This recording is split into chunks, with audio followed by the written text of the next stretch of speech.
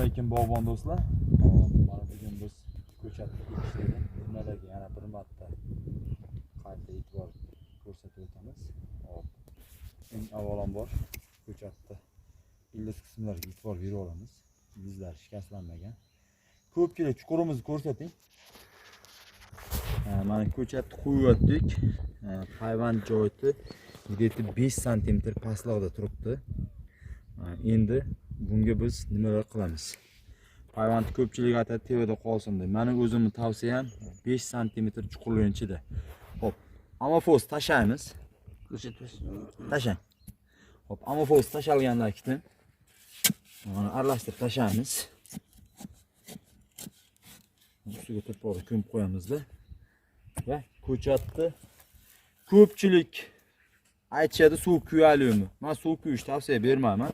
Bismillahirrohmanirrohim. Mana ko'chatni qo'yib o'tkazishni boshladik. Shu holatda yana ko'pchilik yana so'rashadi, videoni mana uzmasdan o'tdik. Depsalyumi, depsamayumi degan savolga men o'zim 70 kg atrofdaman.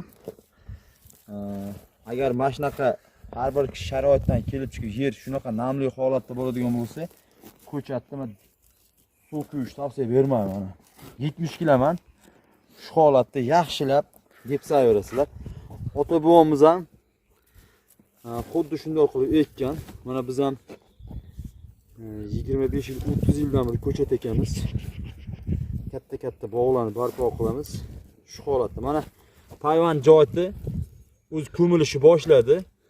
Sababi bu turpoq mana bu yer singari zich emas, cho'kib ketadi. Cho'kkanda hayvon joyi ochilib ketadi. Ochilib ketmasa 1 yildan keyin nomiga ochib qo'ysa bo'ldi. Mana shu holatda ko'chat ekishlarni ko'rsatdik. Qo'llab-quvvatlab, layklarni bosib turasizlar.